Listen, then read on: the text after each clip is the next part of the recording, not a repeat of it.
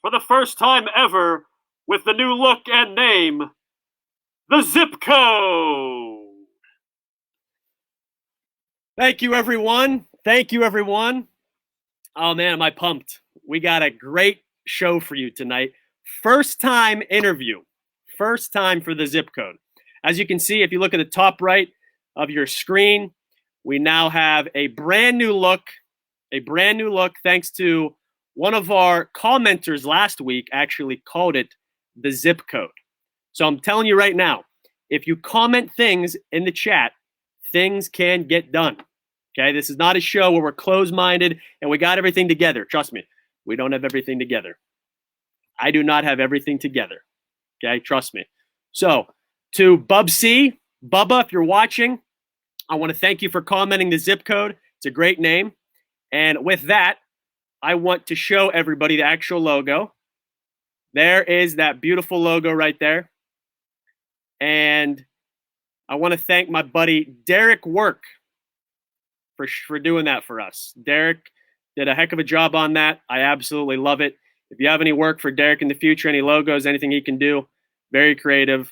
Obviously, that work speaks for itself. So awesome job, D. And remember, Derek Work. Thank you, brother. All right, so before we get into the interview, tonight we have Jim Bambino Landino. Some call him the Big Cheese. Some call him the Sharon Operator.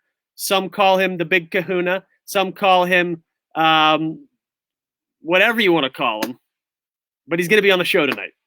So thank you, folks, for tuning in. We're going to have some fun. If you can comment in the chat, that would help us a lot. Any questions you have, any comments you have, if you love the show, please let us know. If you hate the show, don't let us know. No, but you can let us know. But seriously, we're going to be going over some questions with Jim in a little bit. So if you have a question for Jim or myself, please comment in the chat. Also, it kind of refreshes the page for us, and Facebook recognizes this live as somewhat popular.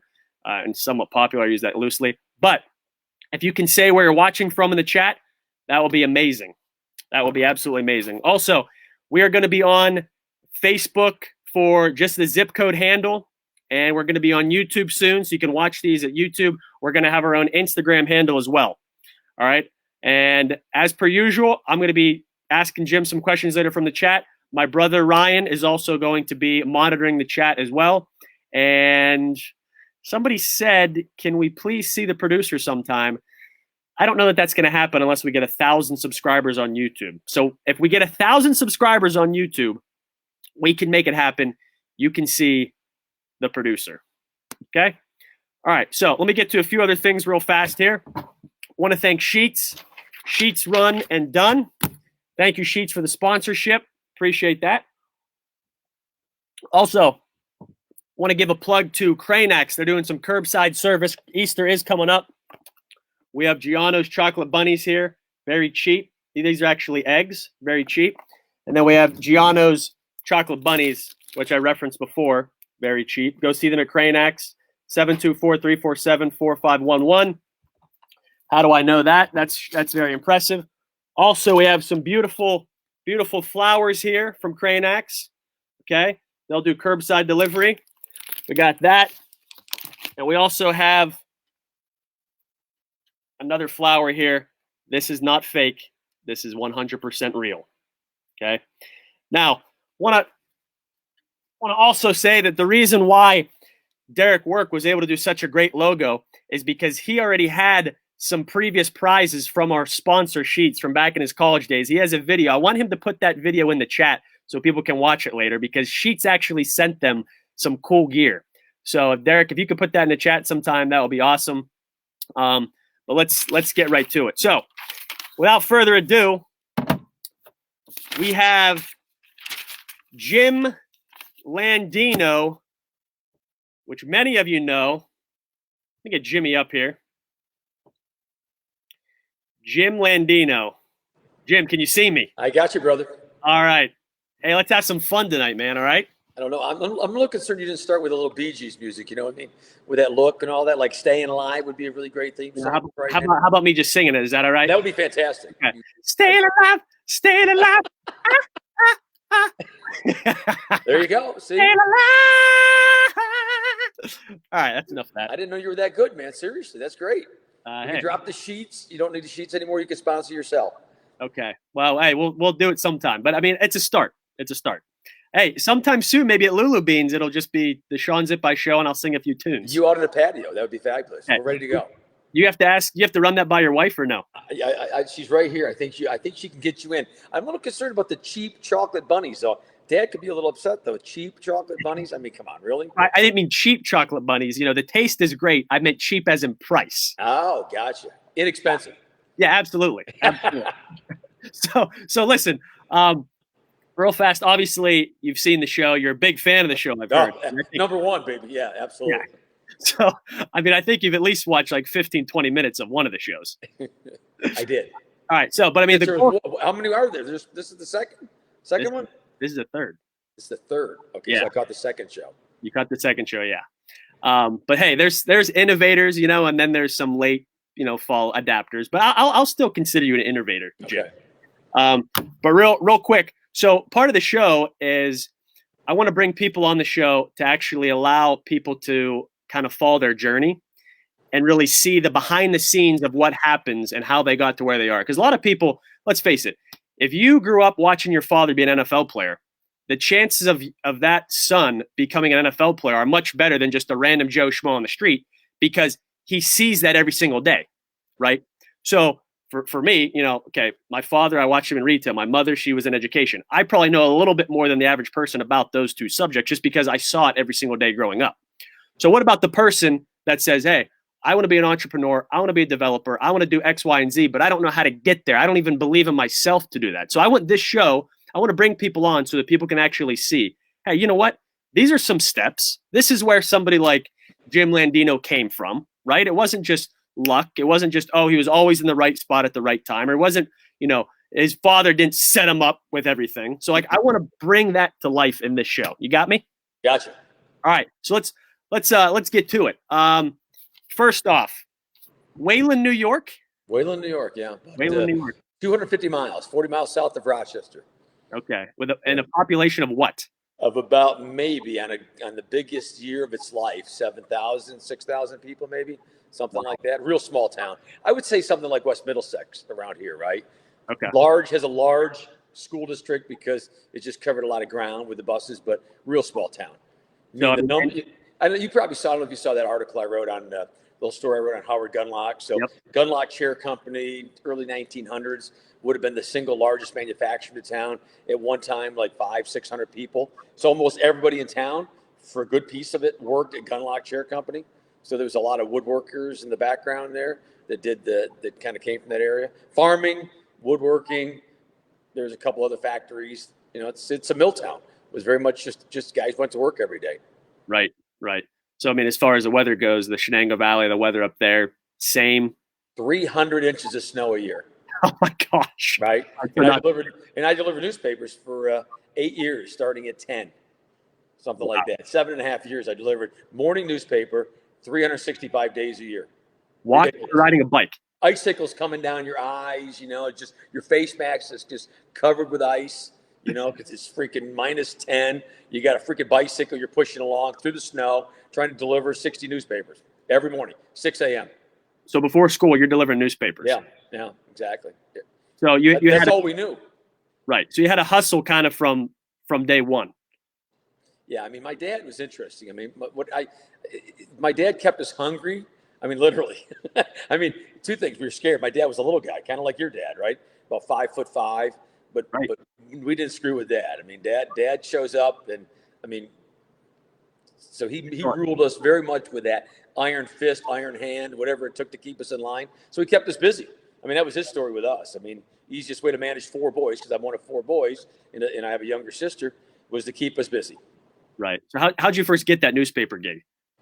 Can't remember exactly how. I mean, usually people retire it out, right? So a guy gets to be, you know, junior in high school. He doesn't want to deliver newspapers anymore, so he drops it off to another kid. So I think my brother Artie was the first one to get a route, and then we just kind of always followed through. So at one time, or actually our whole high school career, there was 4 boys. We had the whole town. So if you wanted the Democrat and Chronicle newspaper, you called the Landinos, because that's how you got the newspaper. All 4 of us boys delivered, covered the whole town. And I didn't catch. Were you walking? Were you on a bicycle or what? Bicycle. Dad's thought was easier to push a bicycle than to carry a heavy sack. So if you were pushing a bicycle in 12 inches of snow, right, it was still easier, his words, than to carry a sack and climb around with freaking 80 pounds of newspapers in your bag. Easier. Yeah. Easier. Gotcha. Yeah. Gotcha. All right. So you start with newspapers, and then you're in high school. In high school, you play a couple sports. What I saw in that article: baseball, soccer. I was average at best. Played baseball. Now my brothers were fabulous athletes, but I played baseball. I was the basketball manager, so Right. I got to do all the public address announcing at the basketball games. So kind of like the mighty Zip Man. You know what I mean? I was the big guy on campus with the microphone. Principals out at school. I was a class president. I mean, I did the announcements if he wasn't in. I mean, at one point in time, I actually had the keys to the school. Wow. Yeah, exactly. Wow. So I mean, you go from being the public address announcer, maybe doing that, you got some experience to think, okay, maybe I'm going to go to college and lead into a possible radio or journalism degree, or what were you thinking there? It's interesting now. You keep kids just can find ways to college. At that time, this is 1981. I mean, I applied to almost every New York school and nobody took me. So my grades are like, 78 to 82. You know what I mean? I couldn't get into a New York State school. So I had a baseball coach, a friend of mine that I used to do a lot of work for him. Like I was a groundskeeper for most of his games. And he's like, I think I can get you into Jonesboro, Arkansas. So if you want to go to college, I'm pretty sure I can get you into the State University of what is it? It was, State University of Arkansas in Jonesboro, Arkansas. So believe it or not, 17 years old, I end up leaving Wayland, New York to go to freaking the rice fields of Jonesboro, Arkansas. I mean, seriously, you talk about a car. It didn't have a car. I had my paper savings account money, so I didn't really want to lose it. And college was reasonably inexpensive, so I get in down there. I sign up for radio and TV broadcasting. No lie. I mean, I thought it was like it made the most sense for me. So I go down there and hang out for about 3 semesters, trying to figure out if that's the right gig for me. So that's got to be the most random college on earth. It was outrageously random. Yeah, really. I mean, just every part of it was just a crazy amount of culture shock. I go down there. I'm on my own for the first time in my life. I'm living in this. I mean, really. And this is Mid-South. They call it the Mid-South. So hot, humid, snakes. You know what I mean? Like I don't really like snakes that much. Water moccasins, things like that. It's like. You kind of. I would think that you might like snakes. No, yeah. Listen, I seem to attract snakes to me at times, but that doesn't necessarily mean that I like them. Okay, gotcha. All right, so you're down in Jonesboro, Arkansas for what, 2 years? I was there for a year and a half. Yeah, year and a half. I write my dad a letter, which I wish I had the letter. So I write my dad a letter So I go home. I actually slow it down a little bit. I go home my first summer, and I get a job working for the Wayland Street and Water Department. Right. Yeah. So this is now a kid who gets to drive a dump truck and a tractor and a jackhammer. And now you're going to start to understand where some of my passions might show up. So these guys put me to work. I freaking loved it. I knew I should have never gone back to college. I mean, at that point in time, I saw myself as like, wow, really? I didn't really see myself as the guy who wanted to maybe be a contractor at that time. But I absolutely loved getting into the middle of the dirt and sweat and building and doing things. So I went back to college, but I probably shouldn't. So about midway through this third semester, I write my dad a letter and said, I think I've made a mistake. I don't know what to do. You know what I mean? And his response back to me was about a 3-page letter. And again, keeping in mind, my dad was a tool and die maker, still is, journeyman. There's really nothing my dad can't make.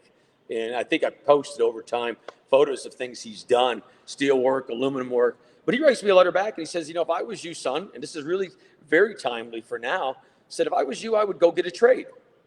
He said, you're guaranteed to eat if you get a trade. He said, so if you want my help, and this is the first time now that a relationship actually shows up and appears with me and my dad. And he says, if you want some help, I'll help you find a trade school and you pick something you maybe have an interest in. And that's what I did. So I ended up going to school for machine tool technology in Rochester, New York. So the second year of school, so you're what? What are you 19 then? I'm a kid, yeah. So I graduated from high school at 17. I turned 18 when I'm in Arkansas in October, end of October. So, and all, so really I'm home. I'm back home again by the time I'm still 19. Sorry, Wow. Rick. You see that you catch that at PG. I think you can get away with that a little bit, even on TV right now. We can end it. Don't worry. But this is important for people that are eventually going to watch us too, if it's students or whoever. So at 18 years old, that's the first time that you're really getting all this experience, putting your hands in the dirt, actually figuring some stuff out. Yeah, absolutely. 18.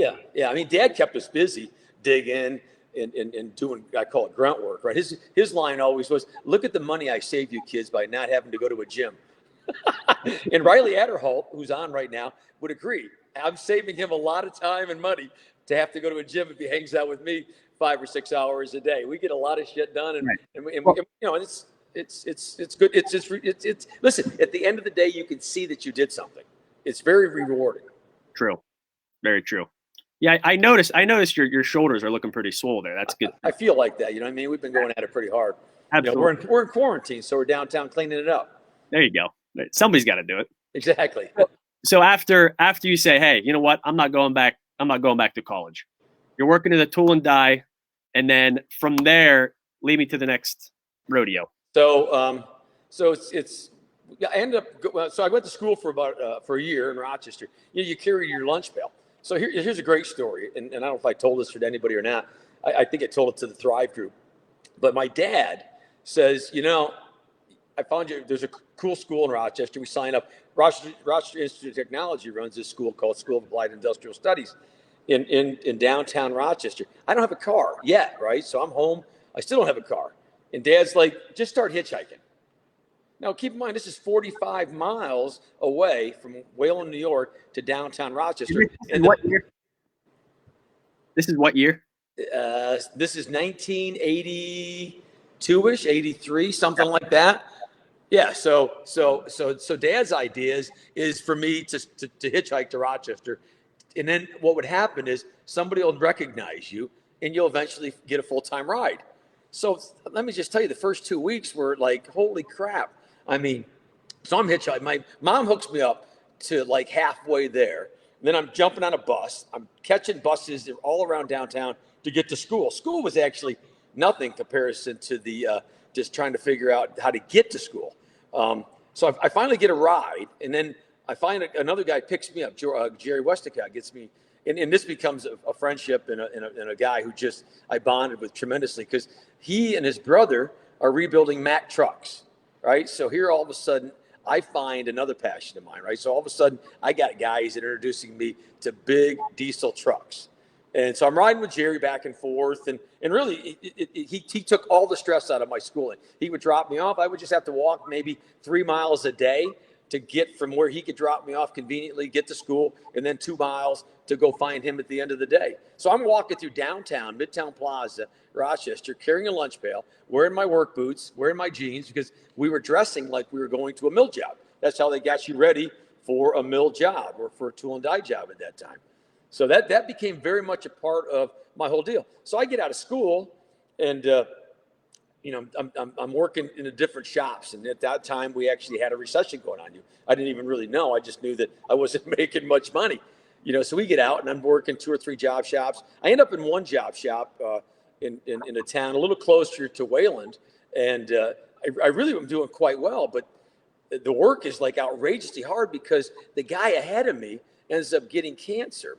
And he's the journeyman and I'm the apprentice. So all of a sudden the journeyman's no longer in the middle of the deal. And I'm working for a guy who's now giving me work to do that like a guy with 6 years experience would have. And I've got about 16 months. So I'm on fire. I mean, wow.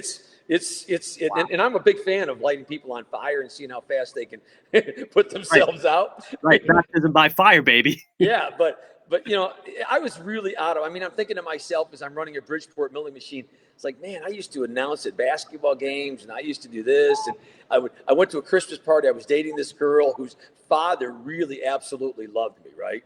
You get that? The father loves me. So the father's a commercial artist in downtown Rochester and he does a lot of work for Kodak. And he calls me one day and he says, what are you doing? Right. I'm like, this time we'd have cell phones, right? So I think he called me even at work. And I said, what do you mean what I'm doing? I'm just about to go home. He's like, what are you doing? He says, I think it's time for you to go find a sales job. And this is a really good story. And I said, well, I don't really know what that means. He says, come to my office after work tomorrow. Let's get a resume put together for you and let's see what we can do. So the key to my life at this point in time were two things: the Encyclopedia Britannica, right? Because there's no internet, right? Right. And the Democrat and Chronicle newspaper, which I delivered, and of course feel like it's the Bible, much like your Sheets banner behind you, that you're falling in love with your sheets calling. So anyhow, I looked through the newspaper and sales careers in Rochester, New York. BB Edwards, BIBI, BB Edwards, Midtown Plaza, Rochester, lists all of these jobs, right? So I go up in my mother's bedroom and I get on the phone, the rotary dial phone, and I call BB Edwards up. Well, I get through to her. I don't know if it takes me 2 times. I don't know how many times. But I'm on the phone with BB Edwards, and I can remember this conversation. Now, keep in mind, this is now, 35 years ago or whatever the hell it is? I mean, a long time ago. So I'm on the phone with BB, and she's like, so tell me, she said, you sound pretty good on the phone. What's your sales experience? Right? So here's what I got, and you're going to like this. I absolutely can tell you that I was the #1 jelly bean salesperson in the 3rd grade for St. Joseph's School, right? And I got her laughing. I'm going through the jelly beans, the carrier of the month for the newspaper, all of this stuff. And she said, I wouldn't normally do this. She says, but I really want to meet you. Right. And I'm not feeling honored. I'm just feeling like I'm pushing this deal hard. And she invites me to Midtown Plaza, which is kind of like going to Trump Towers. Right. So all of a sudden I'm going up. So my mother, we go shopping. I've got to buy a suit. Right. I don't have a suit. And so my mom and I go to Midtown Plaza because you have a suit now. What's that? You have a suit now or no? Yeah, I have a couple of them, but actually we won't get into the suits, but I have very few suits. And I really haven't worn a suit in the hardball. But anyhow, so I go to visit BB Edwards in Rochester, and I walk in and she looks at me. And this is the thing, you remember when people, she's like, "Wow, you look the part." I'm like, at that point in time, I had hair, I looked a little different. But anyways, she's like, "You look like a sales guy." And she sits down with me. We spend maybe 45 minutes together. She says, I'm going to put you out on a couple of interviews and let's see what happens. She says, there's one company that have already interviewed 5 guys, but I think they'll interview 1 more. Let me see what I can do. I'll call you at home. She hands me some brochures and she lets me go. And I go home and I do some research. She calls me. I've got an interview literally the next day. So I've got to go to work, change my clothes in the car, right, and go to a job interview at literally a block away from the Rochester airport. So all of a sudden I'm going from being, a shop guy. Now I'm in the middle of downtown Rochester. I'm at the airport. I'm thinking to myself, holy crap, this is going to be a lot of work. So I go in there and I've kind of rehearsed. I've kind of practiced up. I asked some questions. I asked my dad, what a transformer was. I looked up the Encyclopedia Britannica. So I go in and talk to Roy and Keith for, I don't know, it seems like an hour and a half. I mean, that's a long interview. Now I know what that means because I've hired people. And I know if somebody's with you for an hour and a half. So I get back to the shop and I've got my work clothes back on. I have to stop at a rest area, change my clothes, put it back on. And I get this call. My boss comes down, Dave Phillips, fiery little guy, yells to me, "There's Barbara Edwards on the phone for you." And I'm thinking to myself, who the hell's Barbara Edwards? And right. So I mean, I'm walking to the phone. I haven't really drawn that Barbara and BB, that's code, you know what I mean? Right. BB is Barbara. So I get on the phone. She said, "Jim, it's BB." I'm like, "Oh." She's like, "How'd it go today?" I said, "I think it went okay." She says, I think I did all right. I'll be ready when you find me another interview next time. I'll be good. She says, "Well, you're going out tomorrow again." And I said to her, "I don't know if I can even get out of work this many days." She says, "You're going to get out of work tomorrow." She says, "Because you're going back to where you went today." And I'm like, "Why?" Right? I'm so naive. Right? I've gone through this story in my mind so many times. She's like, "Because they're going to offer you the job." And I'm like, so all of a sudden I've gone from being a shop guy to now I'm going to go in and I've got this job selling distribution transformers for a company in Rochester, New York. So that's how I got my business start. Long story, but I thought the BB Edwards thing was fun. So that's the first time you ever learned anything about transformers? Didn't know anything about transformers. Nothing. Asked my dad, had no idea. I went in, met these guys, probably some of the greatest guys I was lucky. There was a guy, Roy Gillum, and Roy, I started on his birthday. Roy just would have been the same age as my dad. He passed away. Roy gave me the 4-year business degree that I didn't go get. So think about it. So I didn't go to school. I went to work. So I got educated by Roy Gillum, who was basically on his way to becoming a doctor, and then went to banking, and then went to industrial sales. So Roy gave me my business degree. And I tell people this. I said, don't be surprised if you just show up and do a great job, what can happen for you. So Roy noticed all of these things in me that I never noticed in myself. Like, he would tell me how great a letter I could write. He would talk to me about, my communication skills. He would do an autopsy, so to speak, right? A little on what I could have done or said differently, how I could have handled a situation better. I mean, just a great mentor. So from there, real fast, give me a couple minute spiel about how you meet the owner of Sunbelt, et cetera, and then we're going to go into a different segment. Okay, yeah. So day one, like within the first week, back then again, thinking about it. So you had these old phone systems. So line 1, line 2, line 3 would light up. Billy Wright's on I see him. Hi, Billy. And Billy's a Shell Chemical guy and a really great customer of mine over the years, buying transformers.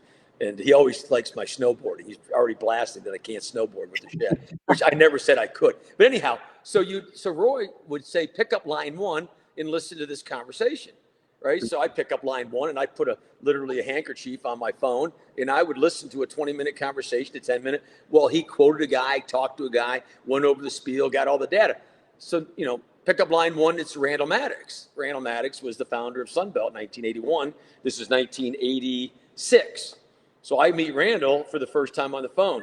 And so really within the first week, I had met what would become the guy who would hand me over the Sunbelt Transformer ownership.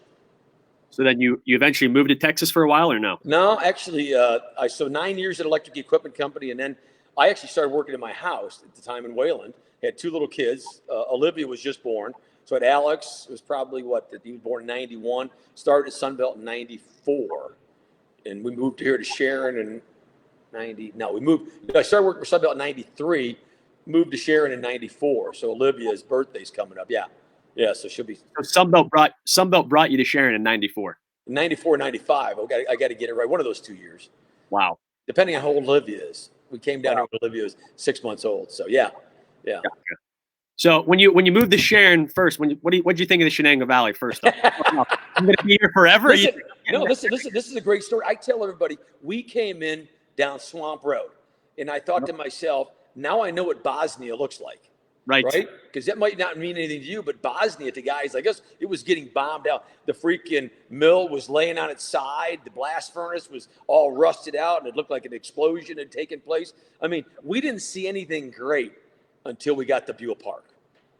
So when did you start developing this passion for the Shenango Valley, the passion for Sharon? Wasn't until later on in your life, or like right away you're like, oh wow, I'm gonna turn this place around, baby? Yeah, it's funny. So keep in mind, like for 24 years, 25 years, I went to work every day, right? What we learned from Dad and my mom was to take things and fix them, right? So my dad's idea of a new car when we were kids was a wrecked front end, a wrecked rear, saw it in half, weld it together again, and make it a new car, right? So that was my dad's story to us, right?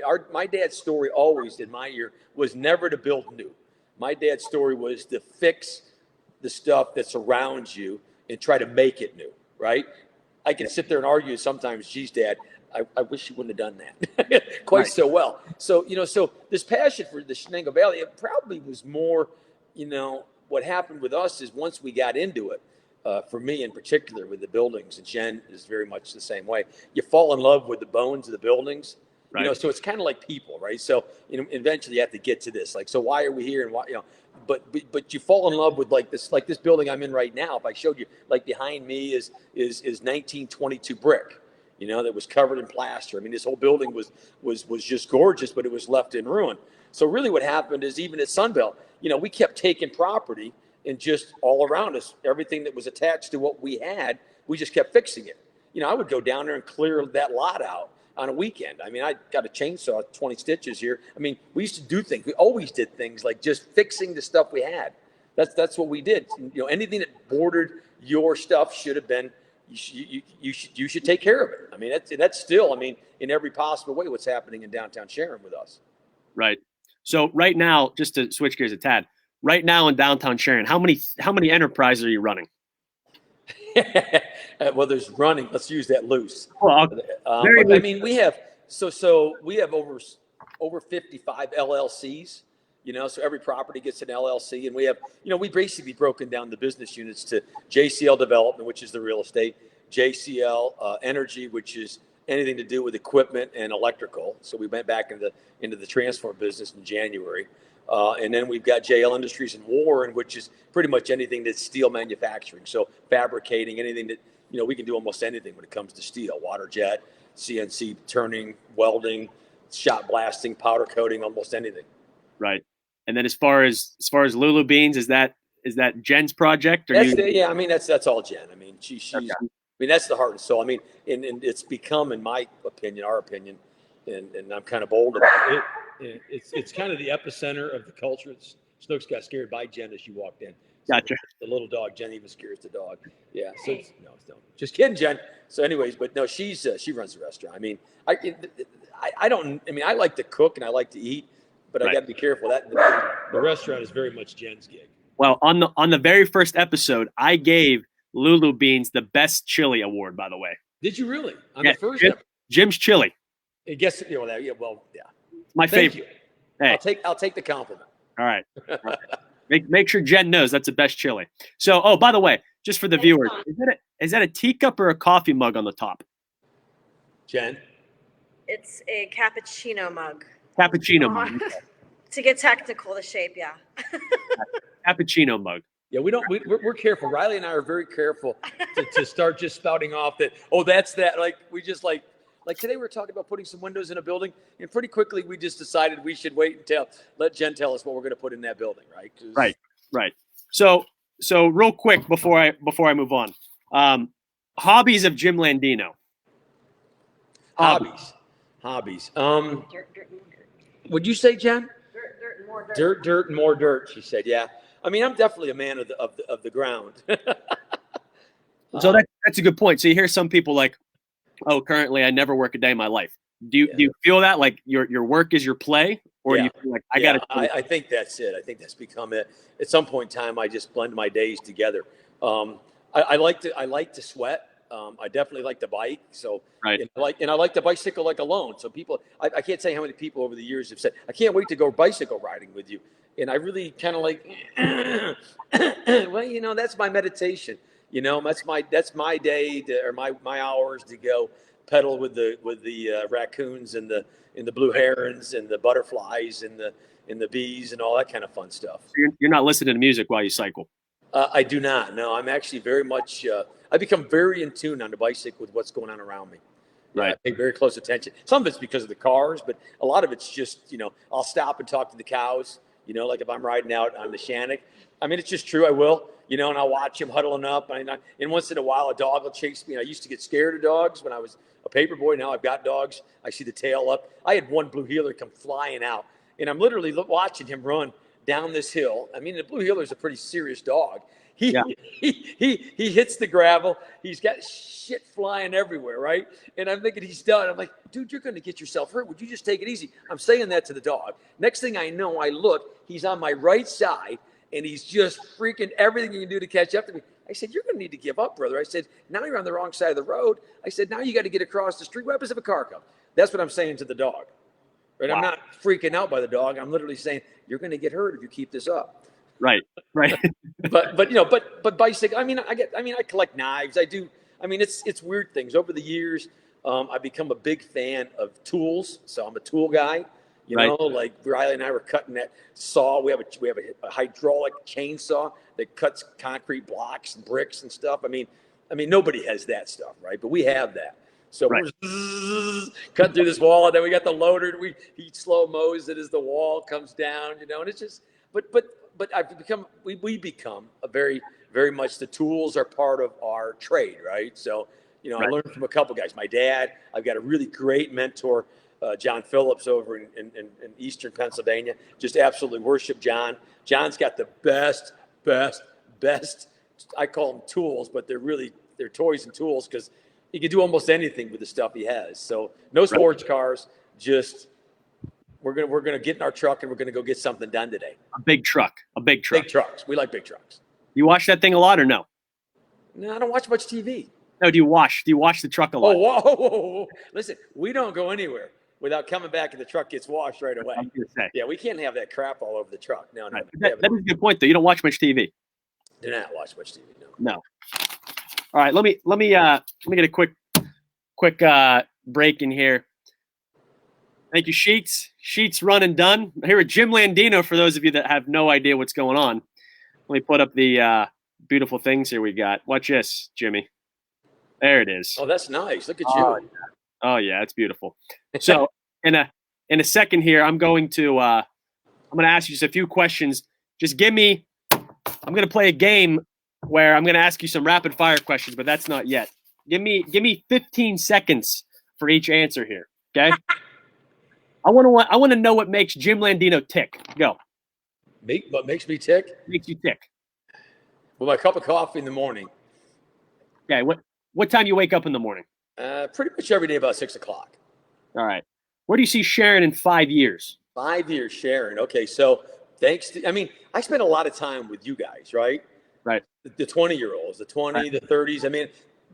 I think what we think we've got going on here is the same thing you can expect that has happened in Lawrenceville. You've got low cost of living. You've got ease of operation. You've got efficiency of lifestyle. You've got quality of life with the park and some of the amenities that are starting to show up. So I think Sharon in 5 years looks like a nice little mini city. I think people are going to find it to be a walkable, bicycleable district. And that's what we're aiming for. That's what we're aiming for. That's what we've done. That's what we want the life to look like that we live. The apartments across the street, kids are moving in. The demand for downtown housing is showing up exactly what we thought. So we've got the makings of a nice little town. Yeah, and I think that's the beautiful thing, and obviously I'm biased because this is my hometown. But the thing is, you graduate from college, everybody's like, oh, the Zip Eyes, they're going back to Hermitage, they're going back to the Shenango Valley. Why the heck don't you two just go enjoy your young lives in the downtown Pittsburgh, or whatever? I say, listen, I can be at the north side of Pittsburgh in an hour and 5 minutes. Yeah. Okay, I can go down there whenever I want. I retreat to my hometown, which I love. And here, I think exactly what you said. I think that's a great little elevator pitch to any millennial. So if they're millennial or Generation Z, X, Y, A, B, whatever the generations are now, Shenango Valley is where it's at. You heard it here. Yeah, I think so too. If you look at the unemployment, not today, obviously with the anomaly we've got going on now, but if you look at this prior to the COVID thing, we had unemployment in Mercer County probably 3%. There's jobs everywhere. If you want to, if you're a trades guy, you could dial in whatever you want right now. If you're an entrepreneur like yourself, how hard is it for you to really get to boots on the ground and get going right now? Not that hard. Right. That's my take on it. Yeah. Which leads me to my last question before we get to the fun and game segment. Where do you think the zip code's going to be in 5 years? The zip code. Yeah. Where do you think? I'm actually thinking that I could be your Ed McMahon. You know what I mean? So if you were Johnny Carson, I could be Ed. And Ed did pretty well for himself, just basically sitting there and loading you up so you look good. That could be a play for me. You know what I mean? Hey, that could be a play. I'll have to check it over with my agent, my producer. yeah, your producer. Yeah, I have mine here. My 13-year-old producer is right here, and she's been steering the ship the whole time. You can't see it behind the scenes, but I've got water, a glass of wine. If I wanted a candy bar, I could have that right now. I don't see any of those things happening for you. That is very true. Hey, my producer's working hard, though. Yeah, he's got a full-time job. I get it, yeah. Yeah, hey, by the way, Billy Wright says, I'm ready for the Jim Landino reality TV show, Rebuilding Sharon Landino Style. Yeah, Billy's a good guy. Oh, there you go. Hello, Billy. Another thing I got it from Miss Griffin here. I'm going to need this weekly, so there you go. There you go. Well, she's already got you. She gets me every day. I think she stops by and says hello, so. Well, there you go. There you go. All right, so this next segment's going to be fun. All right, I don't really like these little game things. I'm going to put Jen in. I need rapid answers. Rapid. So the first thing that comes to your mind. Okay. This is dangerous for you, but the first thing that comes to your mind. Okay. What can I buy for $1? M&M's. Why is the sun so hot?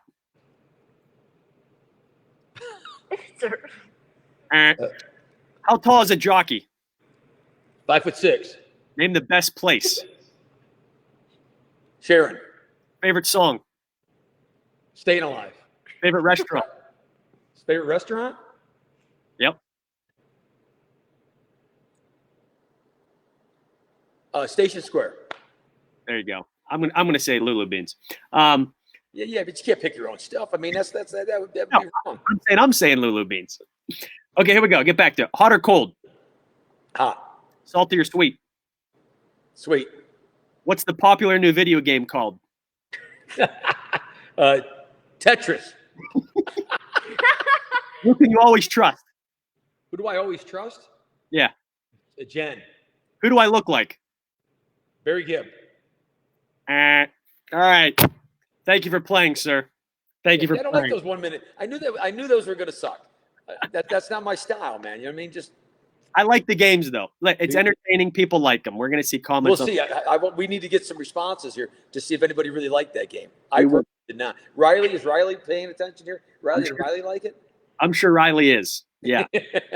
A good friend of the show, John Appa, he thinks that Jim Landino should do a weekly update. Should be a regular weekly update. That would be easy enough. This wasn't a lot of work setting up. No. Rick Stauffer had a quick question. Who was your inspiration for being so generous? Who was your inspiration? That's interesting. I got asked that question before, and I think that the intriguing thing for me was, as a kid, I think we went without a lot. And I didn't really know how much I went without. And I think because of that, I was quick to notice other people that were going without. So right. I think I sometimes act, and I actually think I act too fast to give sometimes. We've tried hard. Rick understands what I'm talking about there. But I don't know if I actually had a true inspiration, but I think it was a feeling of just realizing other people needed things that I could potentially help them with. Gotcha. That's good stuff. I'm not going to let you off the hook without asking you this. True or false? I'm going to see a beautiful sports complex in the next 10 years in the Shenango Valley. True or false? I would say true. Oh, I love it. I would say true. Yeah. I mean, it's the missing piece, right? I mean, we've got, we've been spending, weeks now on over next to Penn State. I mean, there's properties over there that have just a lot of potential once the time's right. It's just you got to be ready to launch. If you're going to launch, you want to make darn good and sure it's going to work. And hopefully Penn State will be a champion of it. That'll be great. But I think it's in the works. It's got to be in the works. Right. Quick question from Derek Work, and then we're going to start to wrap this thing up. But Derek Work says, what's the number one piece of advice you would give to a young person early in their career? One piece of advice. I mean, people ask me on a number of tapes, what is the secret, right? And I think the secret has always been showing up. So often what happens is you leave the room before the good stuff actually happens, right? So I know this. I'll give you an example. So like I had a guy in my life, and I was going to quit my job one time and go do something else, and he said, I don't think now is a good time to do that. He said, because all the hard work you put in is just about to pay off. You just can't see it. So I think patience, and just staying the course. And really, I think people don't get this. You gotta show up. People think just because, you've got an opportunity doesn't mean you haven't got to mind that opportunity for what it's worth. Think about it. If somebody's told you that there's gold 300 feet below this exact spot, how are you going to get to it if you don't dig? Right. And people, there's gold right below me, but I don't want to go to work at digging it out. And I think that's what people need to that would be my always dig deeper and spend more time. I think it was either my graduation ceremony from Penn State or my brother's, but the commencement speaker, he just kept saying 80% of life is just showing up. Yeah, absolutely. 100% agree. The ownership of Sunbelt for me was always just because I was willing to take on more. So somebody would want to retire out, I'll take your stock. I just kept showing up, taking on and next thing you know, it's just a surprise how it accumulates. It counts, right. But you got to show up. Yeah. And I think right now the Shenango Valley, with the energy that we have in sharing with cool stuff that eventually is going to be coming to Hermitage, anything, anywhere in the Shenango Valley, I think it's a cool time to be a part of something and to actually see the momentum that you guys have been able to kind of get on track here the last 4, 5, 6, 7 years. And for young people to see that, I think it's a cool time to be in our area. Well, and I think you're right. And I think if that was one thing I could end a little bit on my end with a little promo, I feel like the incubation opportunity for people right now here. I mean, this is the time to get in. This isn't the time to talk to walk away. This is the time to dig in deep and literally, grab a steak and say, hey, if you ever watched that one movie with Tom Cruise, Nicole Kidman, what was it called? Far and Away. They show up. They come in from Ireland. You know what? And they end out in the middle of the West, right? And they have this little deal where they all take off with horses, and they got a steak, and they've got to take the steak and put it in a piece of ground. Or it's a great movie, but at the end, so these horses are going and every plot is kind of like taken. It's all marked off. That's how so literally they start and they go out there and they just put a stake in the ground. And this is my farm. This is going to be my plot of land. And I feel like Sharon is so ripe for that. Just put your stake in the ground and go. Right. Absolutely. I mean, it's just Shenango Valley. I mean, it's not just Sharon. So. Right. No, 100%. We're all in one. I mean, what the population in Shenango Valley is? What, 120,000? Is it around that? Yeah, probably put 7 townships together, something like that. Probably. I mean, really, with the dynamic they have here with the school districts, et cetera, you don't find another unique area like ours across the whole entire country. When you tell people, hey, there's 5 school districts and there's all these different towns, but we all shop and eat at all the same places, they're like, what the heck? Why isn't everything just one? They don't understand it. But Yep.